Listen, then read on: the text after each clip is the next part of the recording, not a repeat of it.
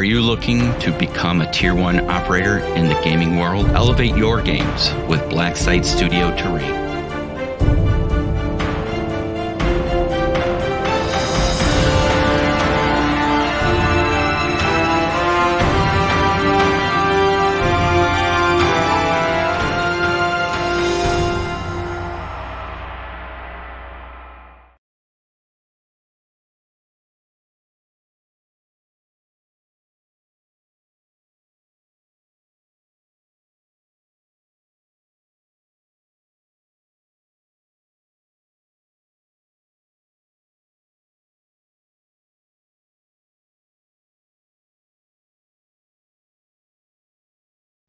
Hello, there we go.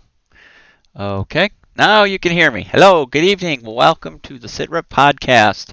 Today is Present Arms Hobby Time.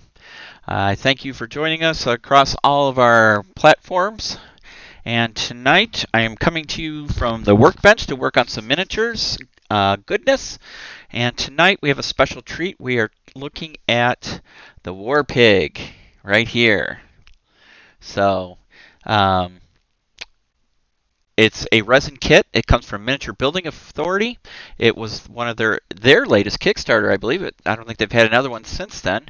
But let me bring everything into shot here.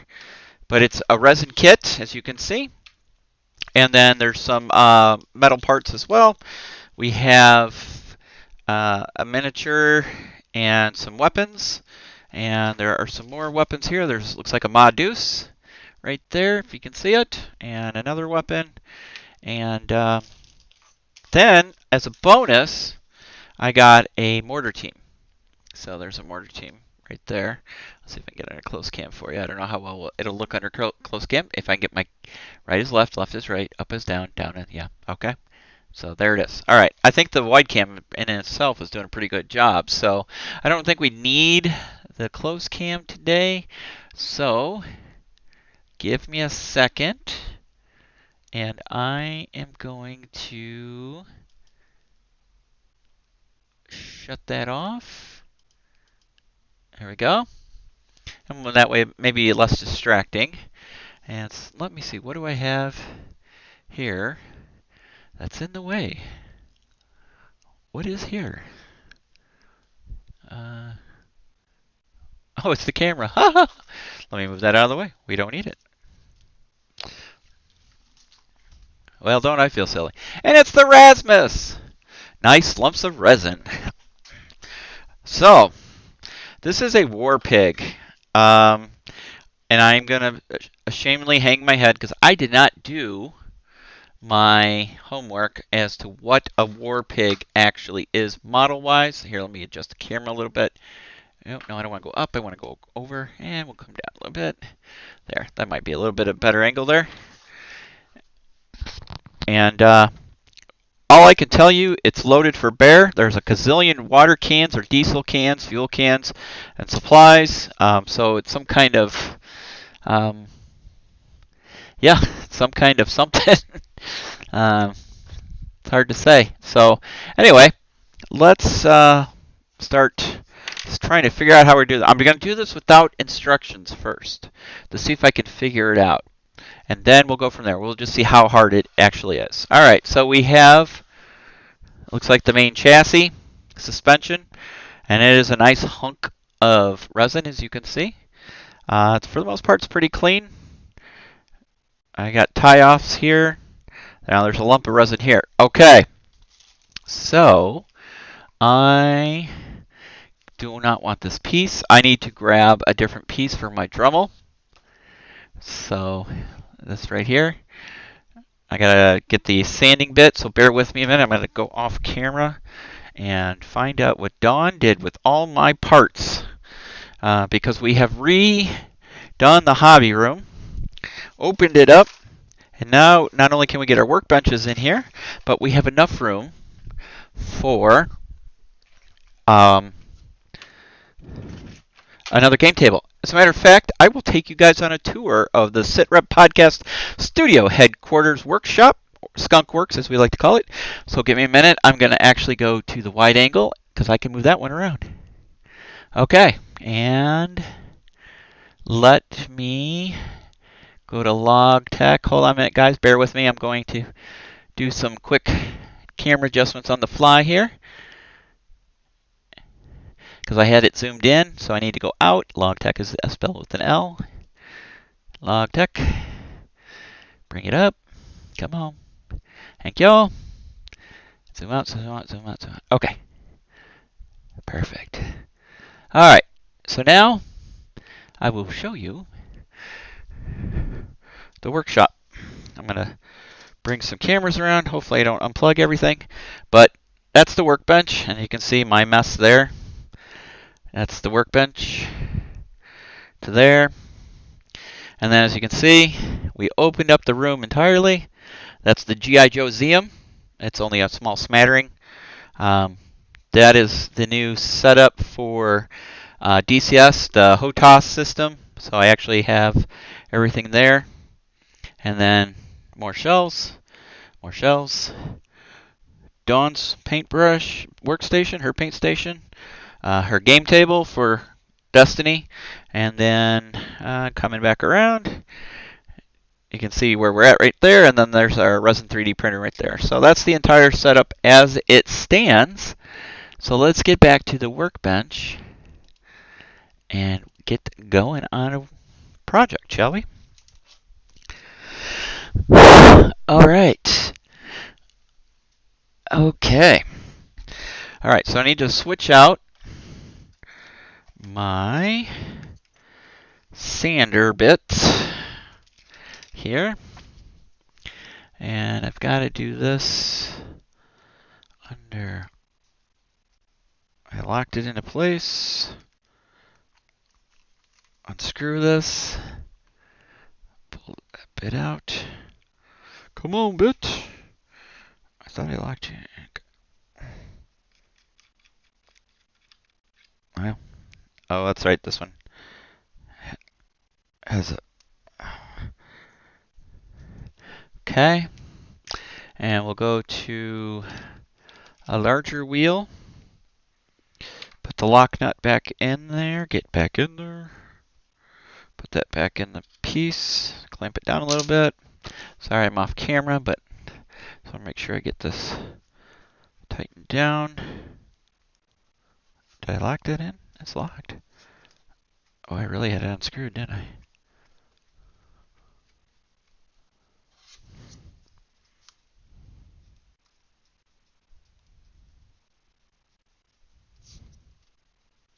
Yep, I didn't have it locked down. Shame on me. Okay, we are locked down. Now this is the little accessory kit that came with my Dremel, but I bought the huge accessory kit on top of it. And here we go. Word of caution, kids, don't breathe this.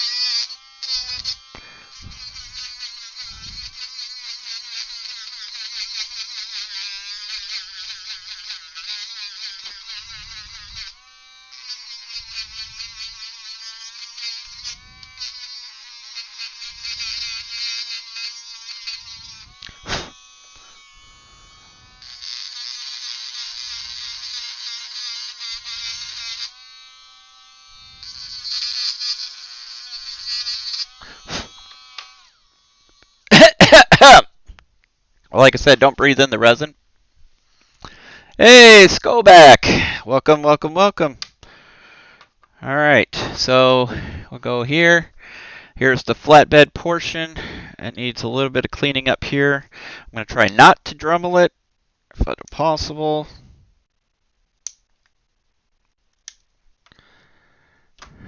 Oh, shit.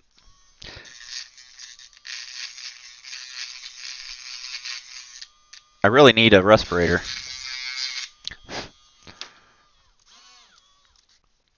You know, if I was over in Ireland or England, the whole health and safety thing, they'd be all over my butt. Right?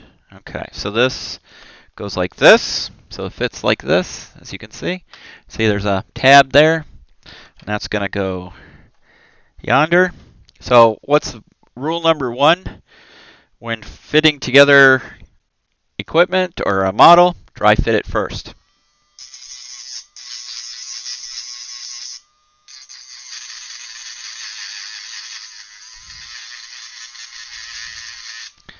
Oh yeah, Warren and John would be having a conniption right now if they saw me doing this. Thankfully, it's time is it over in Ireland. I actually have Ireland time on my watch, on my smartwatch. I could do it in my head, but it's just easier to use the watch. It's 24 minutes past midnight. So maybe they're not up. Lloydie might be up. Lloydie's a night owl.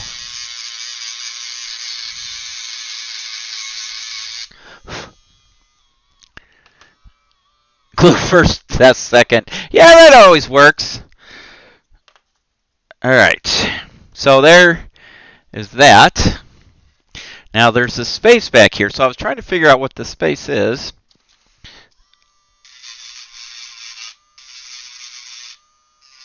And I'm assuming it's this part. Like I said, I have not looked at instructions. I'm trying to do this under my own military knowledge. And that looks kind of like it should fit there, eh? Coming along nicely. All right. Then we have this part. And as you can see, it's the dash. And that'll go, fits right into there, like so. Okay, and then the wheels, obviously, are going to fit in there. And then the driver. So to this point, I think I'm going to glue this up. Yeah, we'll go from there and see what happens. All right, glue. So obviously it's resin. I got to use super glue. Oh, that's plastic glue. Wrong one. Super glue. I have super glue. Dang it. So I'm using the good old Bob Smith Industries Instacure Plus. And I do keep extra tips at hand because for some reason it likes to get all gooey, junked up, the tip. Okay, so I'm going to do the tab. I'm going to do a little bit of here. You know, like I like to say, a little dab will do ya. And make sure that's not dusty.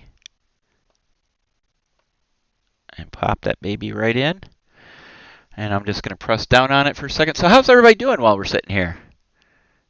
Some of that should probably be painted before attached. What? Now you're just thinking common sense. I like to do things the hard way, don't you know? You're right, though.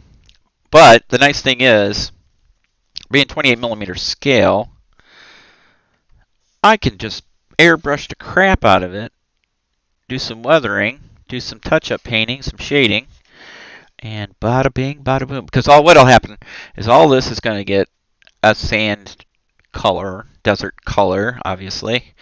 And then we'll come in and I'll do all these rucksacks here.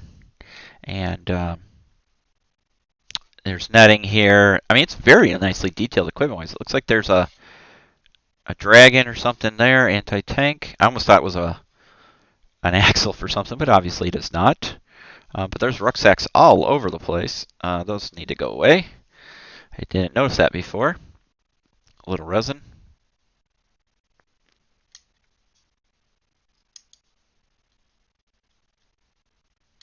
Okay.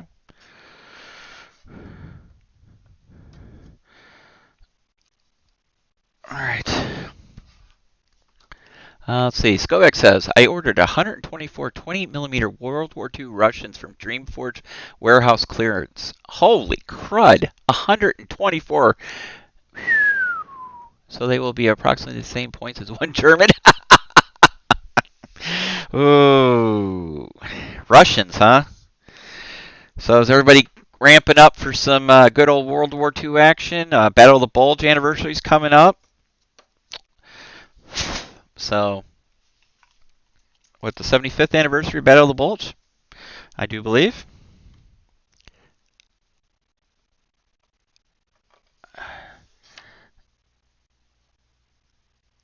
Oh, come on now.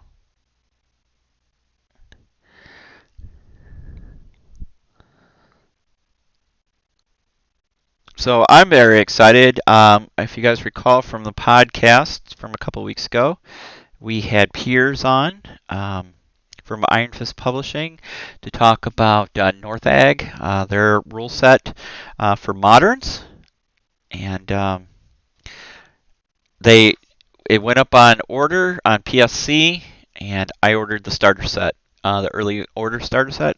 Very excited for that. So let me see if I get a better shot. Sorry for being left-handed, and you'll notice we're on a different angle this time. It's no longer over my left or my right shoulder. It's now over the left side of me because of the new hobby room setup and with the computer changes and opening up. And we've got a huge gaming week coming up right around American Thanksgiving. See, Skovak says my group is big on bolt action, and while I'm checking lists, you do need a lot of Russians. That is true. Skovak says he's disappointed that Northag went 10 millimeter. I have to. I don't agree with you on that one. I kindly disagree, shall I say? I think 10 mil, and we've talked about scale many times on the podcasts, is one of the better scales for larger modern weapons because of typically there's no range. You can shoot from one side of a table to another, but I think that's one of the downfalls. Oops, to Team Yankee, and Rasmus can speak to that because he was there with you were at Team Yankee with us, weren't you, Rasmus? Yeah, you were, and 15 mil, it just made it like a parking lot, and you're not going to have tank warfare with guys right on top of you. I mean, I would have liked to see it honestly at 6 mil, but 10 mils, I'll take it. I'm also a big fan of micro scales, so I'll definitely take it.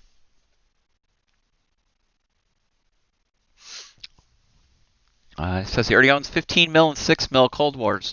So as do several no wants to invest in other scale. So just buy the rulebook and use your 16 or your 6 mil. I mean, Pierce said it's scalable, so you can go any scale you want. And I don't think it was their decision.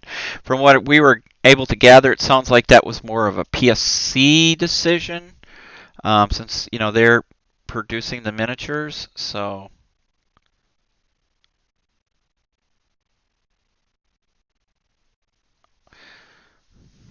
yeah, there you go. Look at that. And let's see. So yeah, 610 millimeter, go full Jim, and go for action counters. That is the plan so far, just to get the rulebook. I cannot wait. I don't remember when he said exactly releases, but I am definitely looking forward to it. All right, so this piece, I think this goes on the back, if I'm not mistaken. This goes somewhere on the back.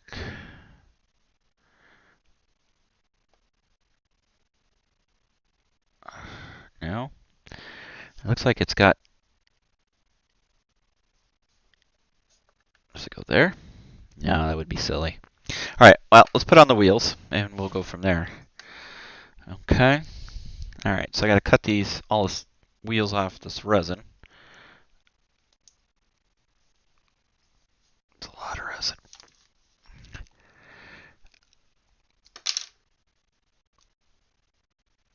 Clean those up. So what are y'all up to otherwise than buying a whole Russian army?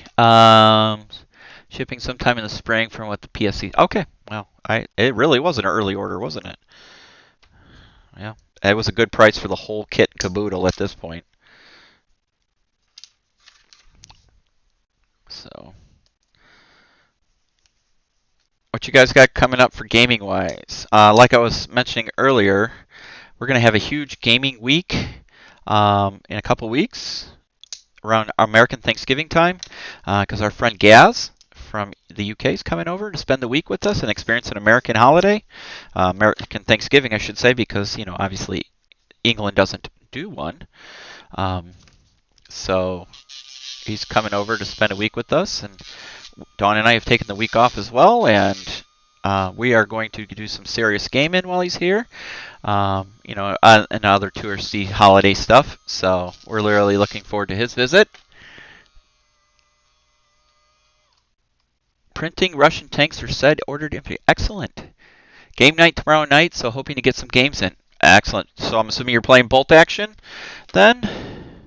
Let's go back, which is cool. I like Bolt Action. I mean, honestly, I don't know if you guys are aware of this, but that was my first major article for Piece of War on Tabletop. That's how I got kind of started in the whole thing. I really started by looking around for a World War II game, and I came across Flames of War, which led me to a link to Beast of War and Dave and Warren playing Flames of War. And then, I started talking to Warren or Ben, and at some point I said, I'd really like to write something for you guys. And they go, why don't you write a thing about Bolt Action? So I wrote a review breakdown of the first edition rulebook way back when, 8 years ago. So that's kind of how I got started. And I demoed Bolt Action several times at a Games Day, demo day at our local game store that unfortunately no longer exists. It's a rough market, I tell you. So,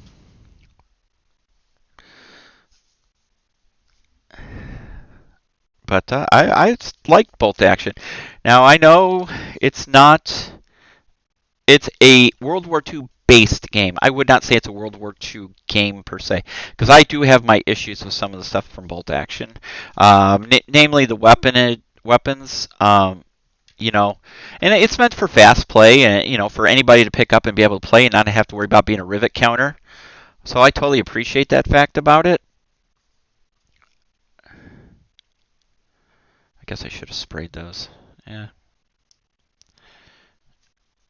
I will, because I want those to set fast. And but no, it's a great game, and there's a nice following for it here in the U.S. And Adepticon has nice tournaments all the time, so it's really good. So Rasmus says I'll go play Darkstar with Jim online, and then D&D in the evening Saturday and HK Ops on Sunday.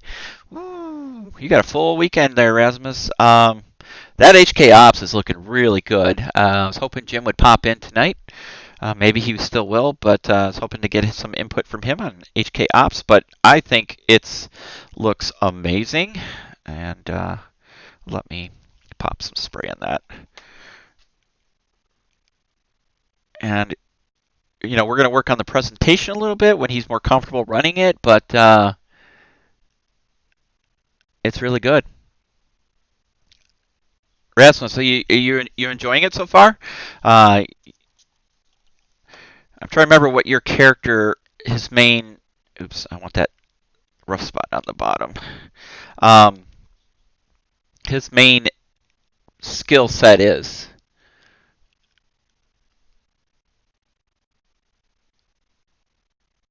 All right, sorry guys, I got a little forgetful there. Yeah, playing a sniper canine. That's awesome. So, and he's from Sweden, right?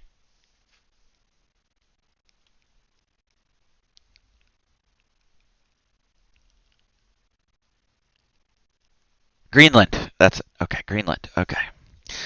All right. A sniper from Greenland. That's interesting. Does Greenland even have a defense force or an army? I don't think they do they? I mean, I know the U.S. is based out of Greenland a lot. But that's cool. That's a different, interesting twist. All right, there's the War Pig standing on her own. So far, looks pretty good. Gotta figure out where this piece goes. This is gonna drive me nuts. Because I can't go here. Here, let me move this stuff out of the way so you guys can see. I can't go here because there's all that. My thinking is it goes back here. And I'm wondering, I bet you it does. And then these pieces, see what I'm looking at here? These pieces? I bet that's just flash I got to get rid of, and then I glue that on the back here, which I'm going to do right now. Now that I look at this, the more and more I think about it, that's what makes the most sense. And if it didn't, that's what's going to go now, so who cares? Creative licensing, right?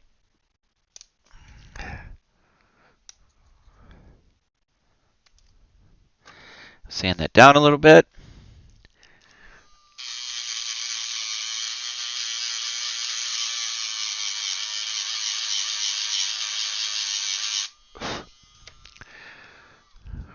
All right. They have a small sub-command in the Danish Commonwealth Army. No kidding.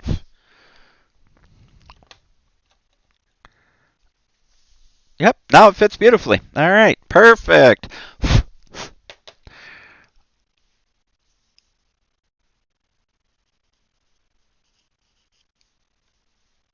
Da da da da. Moving along, moving along. Dee dee dee dee.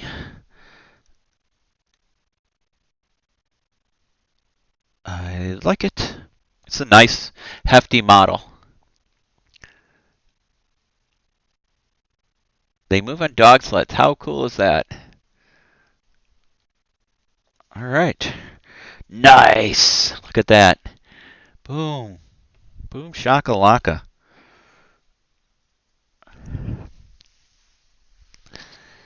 I like it. All right, let's put some peeps in. You know what? I'm not going to put the peeps in. I mean, they'll go in, but to Skobac's point, they should be painted.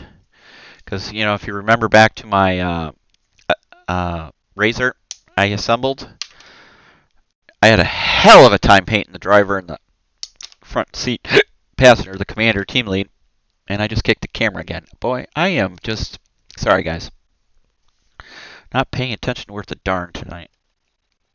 I'm so engrossed in there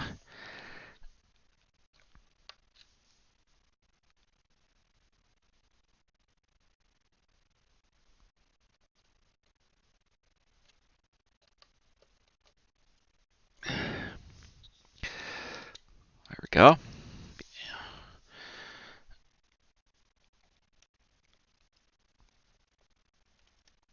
Oi. Oi, oi, oi. That's gonna be tight. Without breaking the steering wheel column. Yeah, I'm gonna have to shave off a little bit.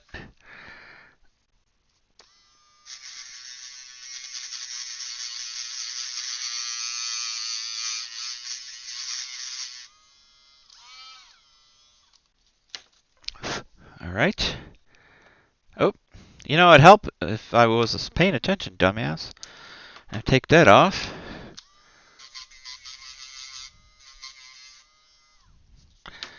That might be one of the reasons why I couldn't get it in, because they had it flashing on the bottom.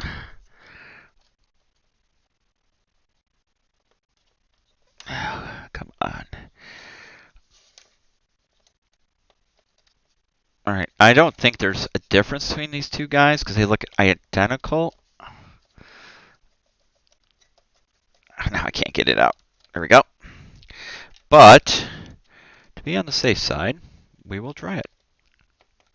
Get in there, you pig! No pun intended. He fits perfectly in there.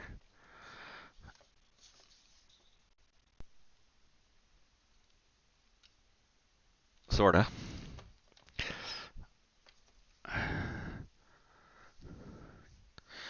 Oh, you know what? These do not go here. I'm looking at the plugs. The plugs are different size. So these do not, I repeat, do not go here. These go here.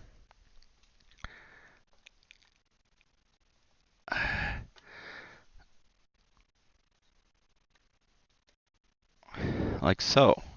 It's kind of a weird spot for them, wouldn't you say? Especially when they put the mod deuce right there. Because if you... Well, no, I take it back. The plugs are different. That's a square. This one's a rectangle. So this one actually does go here.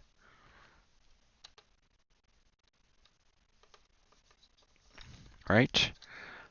Or are they different? Oh, rectangle, rectangle, rectangle, rectangle, rectangle, square. Oh, they're all rectangular.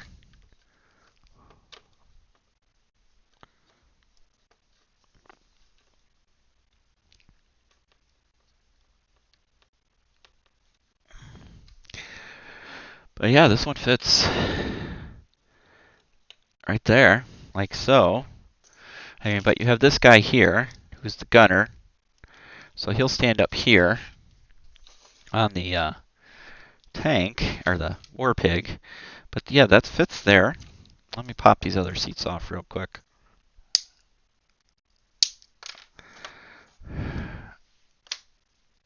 It just amazes me with resin how much waste there is of material. And you know you can't help it. It's just the way it is. But it just still amazes me. And it's not recyclable, like metal. You know, another advantage to metal. All your flash and extra, you could melt back down and use again. So,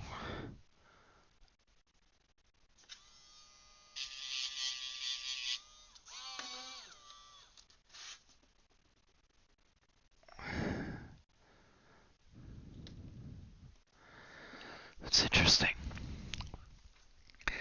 Let's see. Greenland, they have small to death. Small. So I am the Arctic warfare expert in Mexico. Brasmus, I don't know how to tell you this, but unless you're up in the really high mountains, there isn't a lot of snow in Mexico. Just thought you might want to know that. Don't mean to rain on your parade, but there we go. Got him. Finally. All right. So, that is. There's the crew. These seats I can glue in. These I can glue in.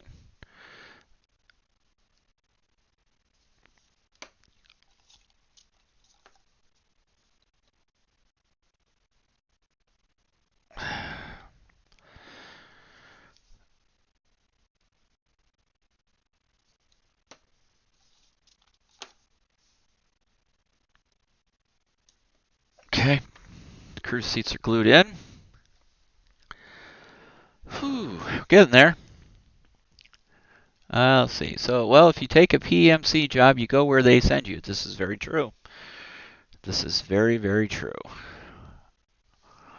All right. So these are the doors. I'm assuming it goes like that. We'll pop one off just to test for fit.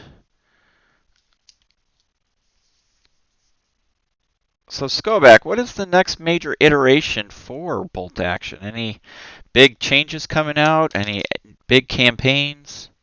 Are they doing something special for the Battle of the Bulge? I mean, I think they've hit on it before, but just kind of curious as to what the plan is.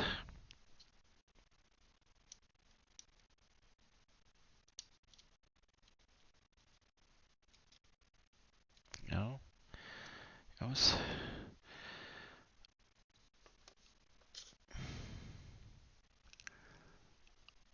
Oh, that's the inside. That's the inside door. That's the outside. That's the outside, yeah. See here. Okay.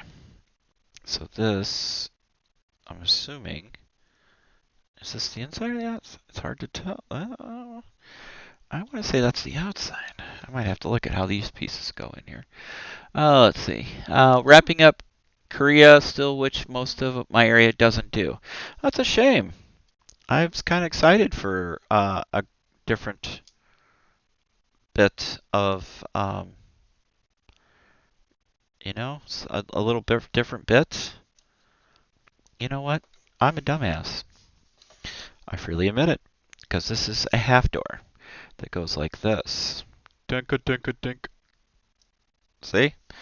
That's how that goes. Like that.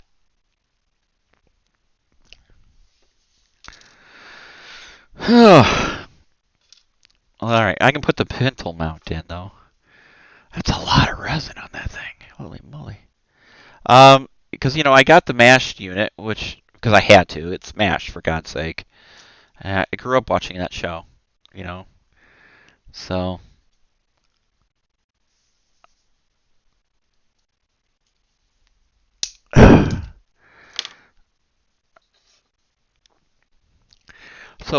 what's your favorite medium to work in? Do you like metals? Do you like plastic? Do you like resin? Clay?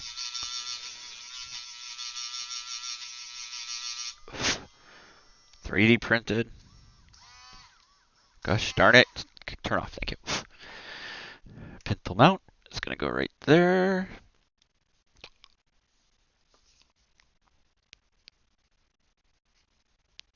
Personally, I like working in whatever works best. I'm not a big fan of metal, multi-piece metal ones because it's a lot of pain. They don't stick together well, and depending on the size of them, I don't want to pin miniature stuff. I do like one-piece metals. But yeah, I still have these cans to go. Where are these cans? Did they go back here too? They might go back here. Or did they go here? That's a good question. I'll have to figure that one out. I think, did they go here? They might. Dun dun dun. I'll have to look at because they could go here. They could go here. Let's see, it's built up that way. I think it go like that. Let me check out this video. Let's see. I like building plastic, dislike painting everything. Rasmus says, I might try to do 2 small bolt action forces for Xmas to try and get my brother-in-law into it. Excellent. It's a good game to get people into it that are not typically war gamers. It's easy to play. It's one of those that's easy to play but hard to master. It looks like I could do this no problem. And then I went to a bolt action tournament and played in it. I got my butt handed to me. It was not even funny. I didn't really know what I was doing, to be honest with you. It was many years ago when I was just getting back into gaming after many, many years of hiatus.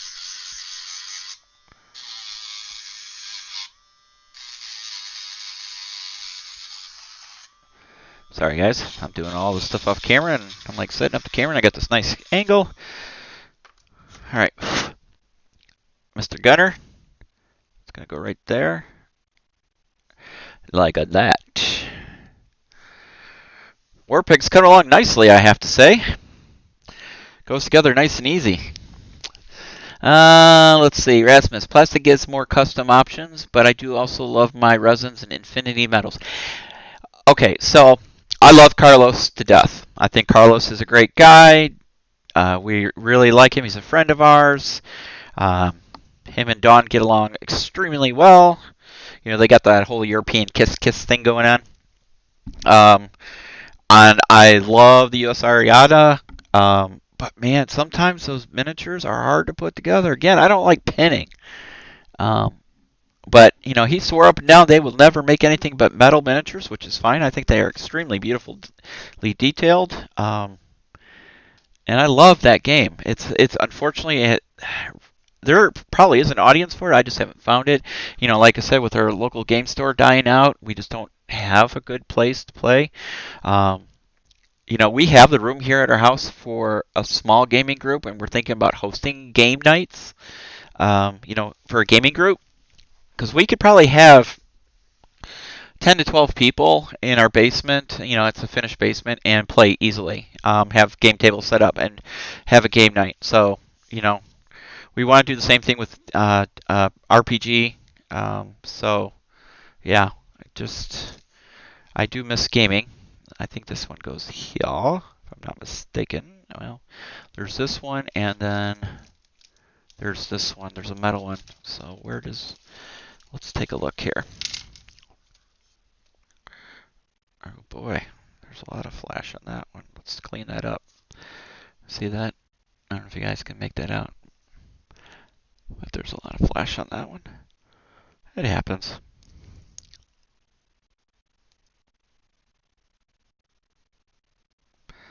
So, our next podcast comes out tomorrow. And we have, well, it'll go out tonight for our backers, our Patreon subscribers. And then for everybody else, it'll go out, actually, it'll go out Saturday morning. I think we changed it to Saturday morning to give our Patreon subscribers lead time so they can get some time to enjoy the podcast. We're still working on some other things. I'll admit I've unfortunately slacked off a little bit. Things have gotten a little crazy at work. We had a merger, and we're waiting on Joint Commission, that's the certifying agency for hospitals, to show up. So it's taken a lot of my time away that I normally would devote to other things, so I apologize. I definitely have a work list of stuff to do for our Patreon subscribers. We are all getting the Jim Oriskany official shot glass drinking game. Dreamforge is converting from plastic stuff to all red stuff, for which I find odd. Their specific list, they do really well in tournaments for bolt action. Left hand or right hand drive? What, this thing? Come on, Rasmus, you're in America. America. It's a... Oh, crap. No, it's right. It's right. It's right. That gun seems a little bit off. Well, no, there's the mount. Oh, looks like it's stowed. But I got two, so do I want the metal one or do I want the resin? I like the resin one better, actually. I think it looks nicer, cleaner. I just have to glue it in. And then, like I said, I still got to figure out the stowage of this. I think it goes back here, or it's supposed to. But that's pretty level.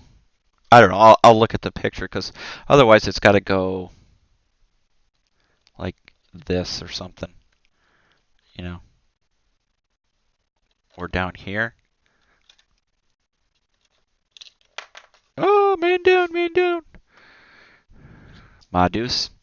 If you guys have never experienced the pleasure of shooting a Modus, you are definitely missing out on a thrill of a lifetime. Thump, thump, thump. It's power, amazing power.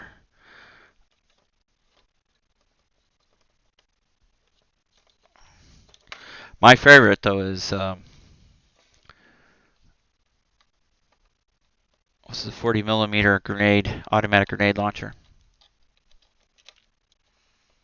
I used to volunteer to run the range for that thing all the time in Qual Day. Because the one aviation unit I belonged to, for whatever reason, we had to qualify on it. To which I'm like, why? We don't carry them. We don't even have them in our. They're not in our armory. It's not, part of our TOE. Then I went to another aviation company, and their helicopters actually had a few of them that were mounted in the crew chief's gunner slots. You could, mount them in there and thump, thump, thump, thump, thump. Amazing stuff. Then we had other units that had miniguns mounted in the crew chief's gunner doors on the Black Hawk. It was amazing. All right.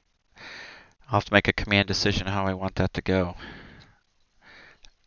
Maybe it was supposed to go there and I didn't move this part over far enough. So now looks like, I don't know what these are, if these are extra mortar tubes or rounds stuck out there. I guess I could do that. Yeah, I could do that. Creative licensing, right? I can do whatever I want. I got more metal ammo boxes and fuel cans here. I got the Modus. It's going to go here. I got the gunner right there. Can you imagine? Okay. Can you imagine the Modus, the 50 cal shooting right over your head? It has a pretty good concussion on it.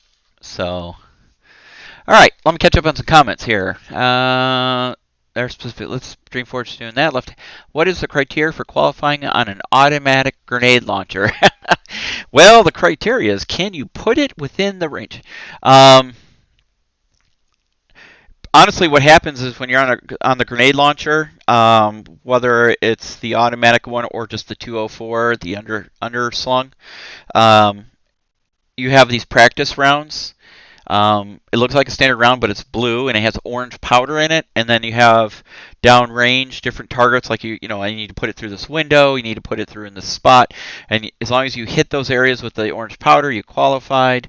And then you go to a live fire range, you get the throw a few range down. That's when you pretty much did it from the helicopter. You don't do the mounted stuff practice. That's all live. When you're in the actual helicopter, we did just on the ground with the auto and the underslung. But you go on the live fire range, and you know they have old armored vehicles and stuff like that. And you pop into them. Up at Fort McCoy, they actually have a range that actually has motorized targets. It's like silhouettes of like armored vehicles and stuff, and you would pop those, or we use them, hit them with our M60Ds or the chain guns, whatever armament was mounted. We flew support for an Apache unit out of Iowa. They're a National Guardian, I think they were, Guard out of Iowa. They're an Apache unit. And they came in, and it's amazing watching those guys light up the range. They did, their chain gun, their 20 mil chain gun, the nose gun, and they did some rockets, and they did some like Hellfires, because I got to qualify every once in a great while, but it was pretty cool. So, yeah, I really miss flying. So that's the Miniature Building Authority Warpig, pretty much assembled outside of some doors, which I got to put on, and these look like headlights. These might, I don't know what those are. I'm gonna feign my. Looks like lights. Do they not look like lights? I don't know if you can see those right here. These look like lights. This is the side door that goes on the driver's side. This one here.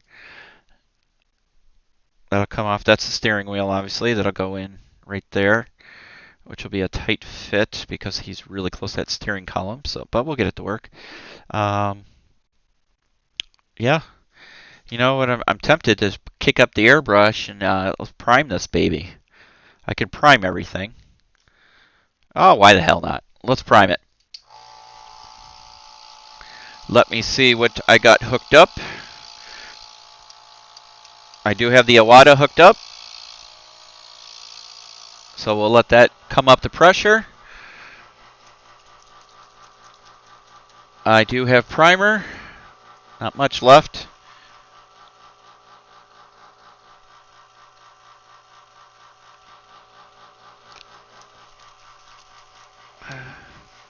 Let me get some thinner. I do have a small bottle. Let me use the small bottle. Yep, reducer. I use what I can get my hands on. And I'm making a mess, because that's what I do. Because somebody took my paper towels. Excuse me while I reach for an old piece of paper here.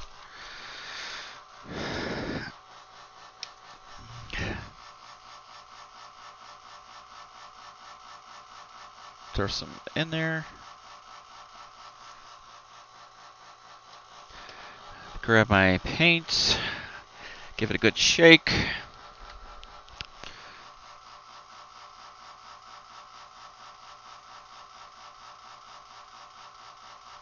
Now this is stylinized. It's pretty much thinned already, ready to go.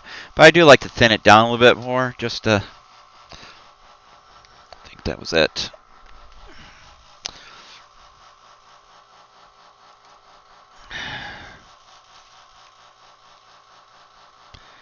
Give it a good shake, rattle and roll.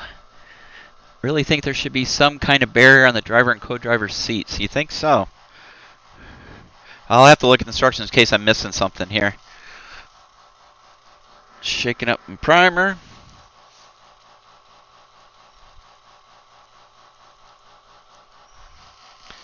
Pop the lid on the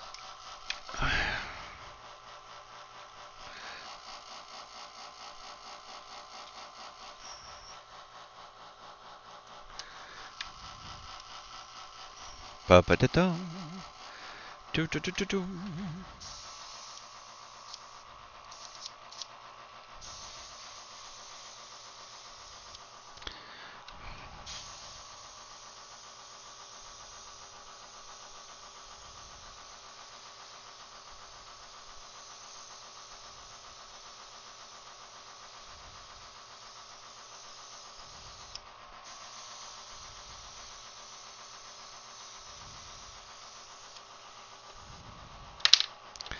Yeah, you can come on out of there.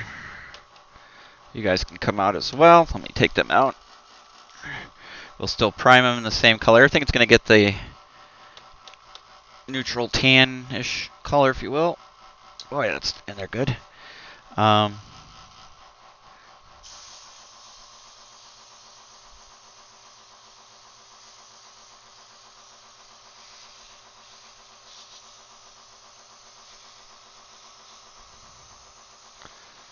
We'll go from there. Oops, too much. That's alright, the exhaust is going to get weathered really good anyways.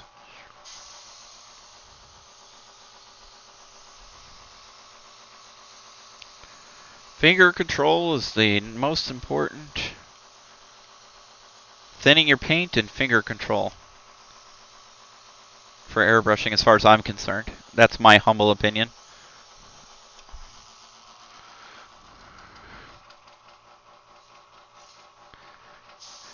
So, totally off subject. If you're looking for some military comedy, I don't know if you guys watch Vet TV on YouTube, but it's pretty darn funny. I laugh. Matt Best, if you guys know who he is, he's a former Ranger who does Black Rifle Coffee, and he has his own channel on YouTube, and he's been on news lately because people will say he glorifies this, blah, blah, blah, you know. And he's just a veteran who has a military sense of humor, and unfortunately, a lot of people who've never been in the military don't understand that sense of humor. So, but because there's so many veterans now, because of, you know, unfortunately Iraq and Afghanistan have been going on for so long, well, especially Afghanistan, and now Syria, there's a ton of veterans, right? So,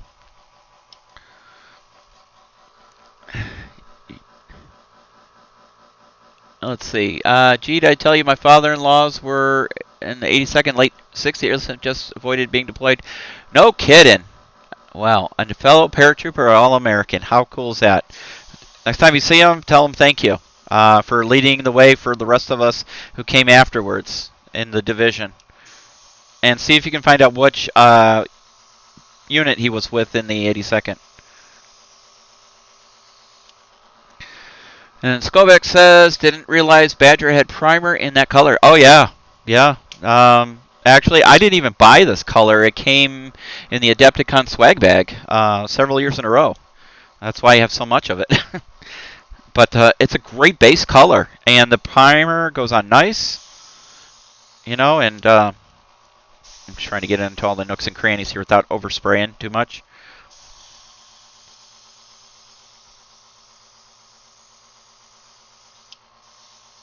You can do some really nice zenith with it if you wanted to.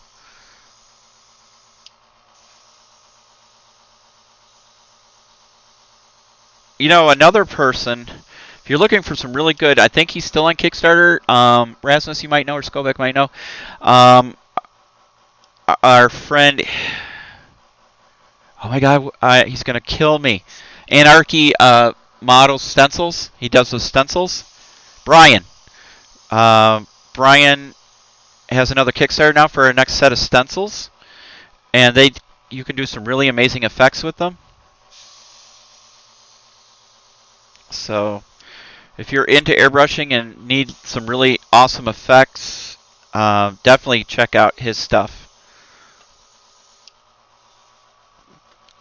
The nice thing is, the last few years, Brian has supported Adepticon. He's come to Adepticon, and I feel really bad because I see him sitting there, demoing stuff, and I think for Iwata, if I'm not mistaken, and stencils, and I don't get time to talk to him.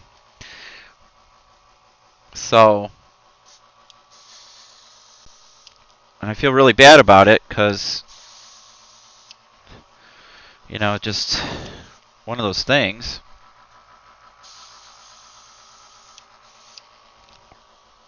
Wow, that's looking good. What do you guys think?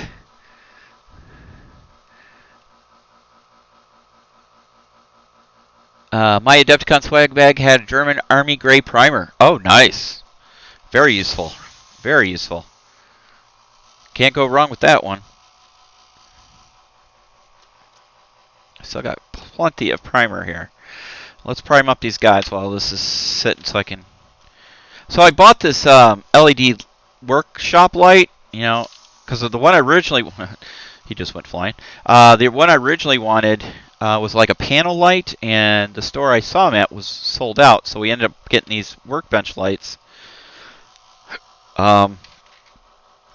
So we have better lighting over our workbench, and I had it on and was going to film with it on, do the live stream with it on, and it's supposed to be 60 hertz, but I kept seeing the pattern, how you can see light movement, like a dark shadow move across, and I'm like, that can't be right because it's 60 hertz. If you don't know, your cameras, that's why cameras over in like the UK and Europe, they're on like 50 and we're on 60, and then you'll get like light patterns showing up or a wave or something. It's because the cycles are off.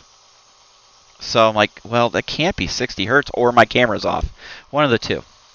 So that's always possible.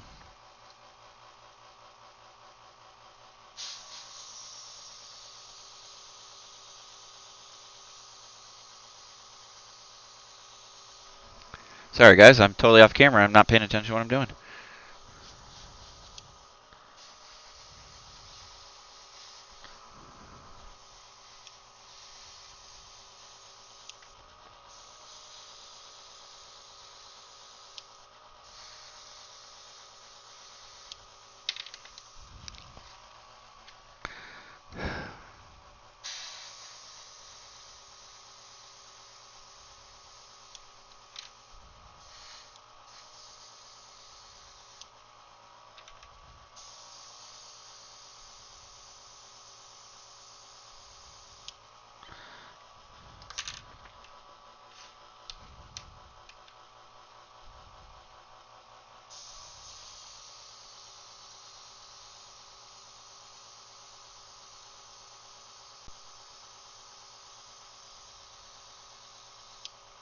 Okay.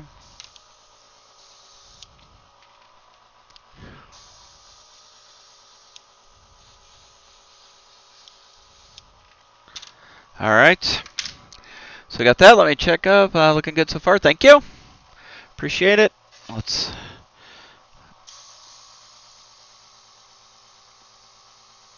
I should glue him into a base. I don't have my glue gun. My glue gun's downstairs because we've been doing a lot of hobbying around here lately. One of the things we're doing a custom dust 1947 table. It's made out of white oak, and it's all fiber optic lead. So there are no grids per se, like on the actual game board. It actually has fiber optic lights for the grid. So you can turn them on and off is the plan. We've got the lights all installed. We had to install 200 and something different fiber optic strands. Almost 300. Came shy of 300. I'm going to let that dry. So it's sitting downstairs on my pool table.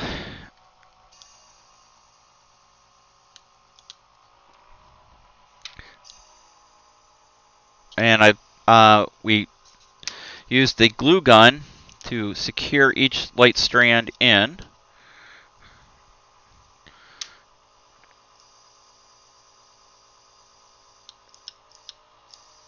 So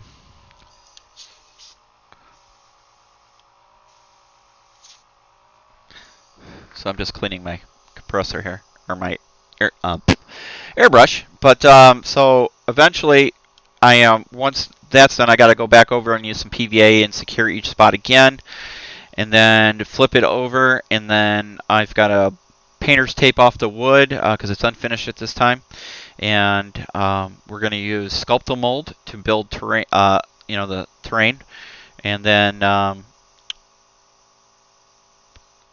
static grass it, and, so it's going to look like a demo table, a really nice demo table instead of just the flat mat you get with the game, which is fine. It's totally fine, but we just wanted to build something really nice.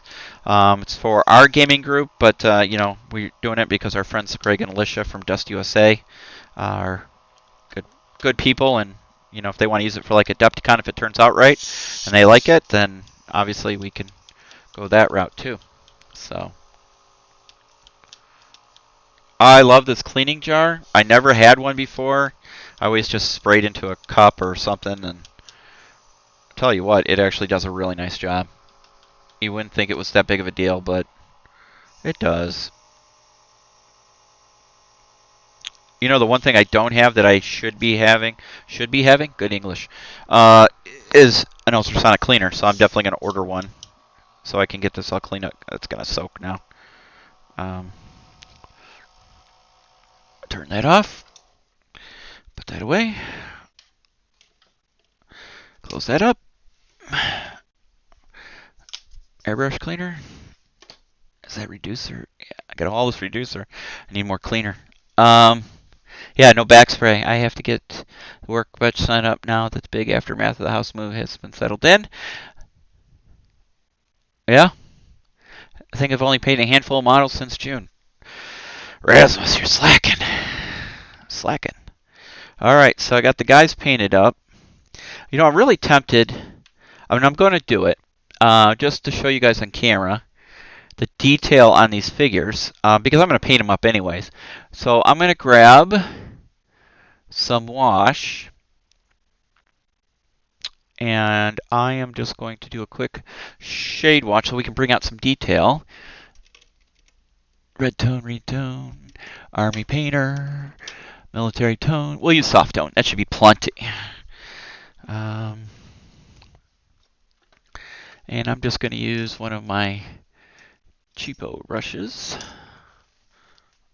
This is a Games and Gears swag bag giveaway Adepticon synthetic. They used as a giveaway in one of the swag bags one year.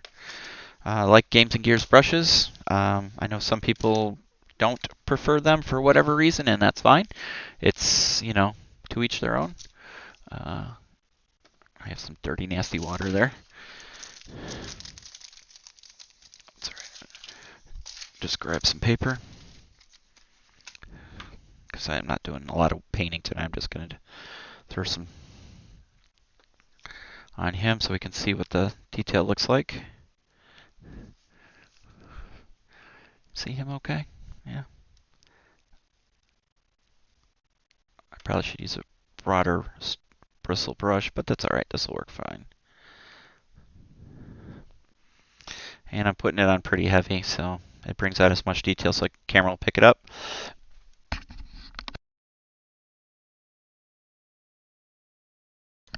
Sorry, guys. A little dry throat cough.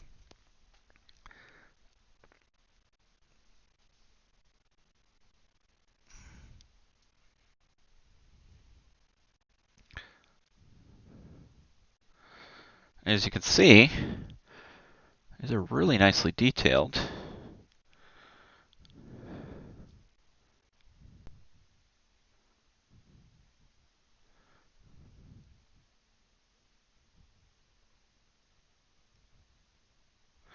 Clean some of this off here. I don't want to get too crazy on them. Get off! My sponge is dry. My wet palette dried out. I left it open. That was my fault. It's alright, it needed to be cleaned anyways. Alright.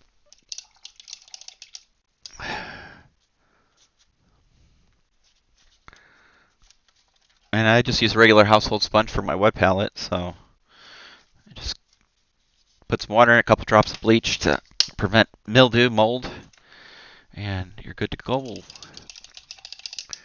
Remember, it doesn't need a lot of bleach, just 1 or 2 drops. All right, so there is one of the guys.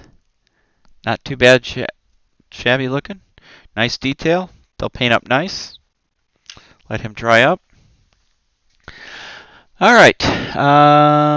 No back spray. G&G brushes travel well. Yes, they do. They're nice metal handles and stuff. So I do like them. I do like them a lot. All right, guys. That is the War Pig from Miniature Building Authority in Stage 1. We have it assembled. We got it primed. It's looking pretty rockin' solid. I got to figure out what I'm going to do with this piece. I think it should go there, but it won't fit there, so I might have to just glue it there, which is fine. And then I got to put the doors on, but those will go on last. I need to prime those up. And we'll get this War Pig going, and then I got to figure out how I'm going to put it into a game. So if you guys, thanks for joining me tonight on Present Arms from the SITREP podcast. I appreciate everybody hanging out with us tonight. You guys all rock. And as always, keep your dice rolling, keep playing. Make sure you tell your friends about us. And we will see you guys on the next live stream. I think Jim is broadcasting on Sunday, if I'm not mistaken. The odd part goes in front. Oh, really? Wait a minute, I'm not canceling anything yet. Hold on a minute. So this part goes up front, huh? Oh, I'm a dummy. Yeah, okay. There you go. See? Skovacs on business. He knows what he's talking about. Look at that. Fantastic. That is a lot of jerry cans. That is a ton of jerry cans. I would not like to be the one to have to fill all those. Thank God for supply people, because I wouldn't do it. I'd be like, you're nuts. But that's a nice looking miniature, guys. If you have not seen anything from Miniature Building Authority or, what's their other company called? Total Tactical. Oh, Kirk's going to kill me. I am just like totally lost it. But they have a company that makes all the miniatures, actual metal figures. I will remember it sooner or later. But Miniature Building Authority makes some really nice terrain buildings, and these resin are outstanding. So make sure you check them out. And yeah, it was well worth. I don't know. I think I paid $50 for this on a Kickstarter. I think it was $50, 50ish. And some people go, $50 for a piece of resin? Come on, have you seen this thing? It's amazing. The detail on it's incredible. It'll be awesome on a table. So till next time, guys. Rasmus says that. I just don't want to be the person using it. Yeah, there you go. That they are going to live stream HK Ops on Sunday. If you have, hobby time going on and you're just going to paint and stuff, I'm going to try and convince Dawn to sit down and do some hobby herself. She's got a ton of stuff to do. She's got the whole Harry Potter game collection. She's got Twisted. She likes steampunk. And she's got Moonstone and all the stuff there that needs to be painted up. She told me the deal was, and I'll show you guys, I don't know if I've shown you this before, but the deal was if I painted one of her figures for her, it would motivate her to paint up the rest of them. So I said, okay, give me a figure, I'll paint it for you. And so I painted up Hermione Granger. There's Hermione Granger, right there. I don't know if you can see her that well with this lighting, but there she is. Hermione Granger in all her glory. So I painted up Hermione. Let's see if I can get you a better light. Hold on a minute. I'm going to bring a light in for you. Look at that. That's too much. Let me back off a little bit. But there's Hermione Granger from the Harry Potter miniatures game. So I painted her up. I put writing in her book, in her spell book, and we went from there. So now to get her to do it. We'll see. All right, guys. Thank you very much for joining us tonight. As always, we appreciate all your support. Make sure you like, subscribe on our Facebook, YouTube. Tell your friends.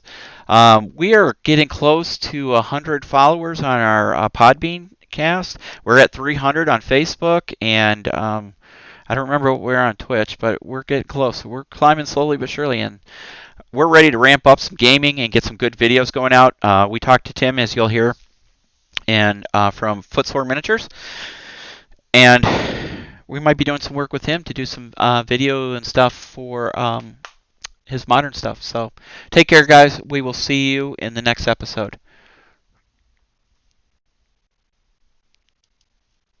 Are you looking to become a Tier 1 operator in the gaming world? Elevate your games with Black Site Studio Terrain.